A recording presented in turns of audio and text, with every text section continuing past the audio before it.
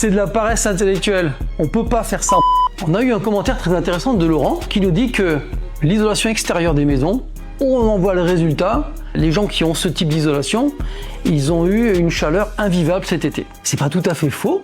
C'est pas tout à fait vrai. On peut pas associer l'isolation extérieure et le fait d'avoir des fournaises. C'est de la paresse intellectuelle. On peut pas faire ça. On peut pas dire que si vous mettez une ITE, vous aurez trop chaud chez vous. Évidemment que l'isolation, si votre maison est extrêmement bien isolée, si la chaleur elle est rentrée, elle ressort plus. Mais en fait, c'est une problématique générale de l'ensemble du bâti. Il faut travailler sa ventilation, il faut travailler l'accumulation d'énergie à l'intérieur de la maison. En fait, si votre maison elle n'a pas de pierre, elle n'a pas de masse à l'intérieur de la maison, elle n'a pas de capacité à accumuler le froid. Donc en fait, c'est pas juste l'ITE, c'est pas juste l'isolation, c'est l'ensemble de la façon dont on a construit ces maisons-là qui sont devenues des fournaises. Moi, je connais plein de gens qui ont des maisons récentes et avec des isolations par l'extérieur et qui avaient plutôt de la fraîcheur.